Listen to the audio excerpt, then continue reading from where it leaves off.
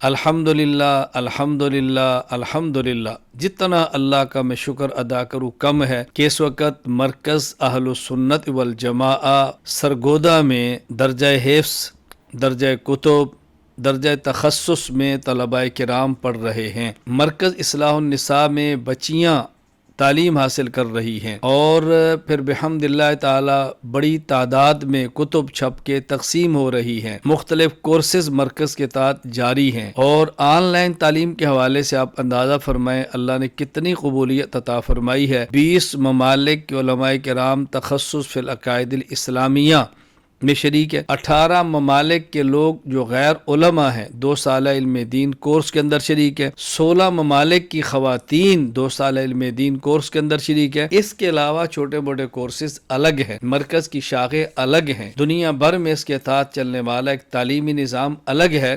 میں بہت مختصر سی کارگزاری آپ خدمت مرکز میں پیش کر رہا ہوں۔ اس وقت جو بات آپ سے کہنا ہے وہ یہ کہ مرکز کی ایک منزلہ عمارت طلباء کی تعداد کے لیے اب ناکافی ہے۔ ہم چاہتے ہیں کہ مرکز کی دوسری منزل تعمیر ہو۔ دوسری منزل پہ اخراجات تو بہت زیادہ ہیں، فی الوقت ہم نے دوسری منزل پر ایک حال تعمیر کرنے کا ارادہ کیا ہے۔ آپ اس کی تصویر دیکھیں، آپ اس کا نقشہ دیکھیں، آپ سب چیزیں دیکھیں، اور اس ایک حال پہ جو لاگت آئے گی وہ 97,09,800 ہے تقریباً، 2-4 ہزار اوپر نیچے بھی ہو سکتے ہیں۔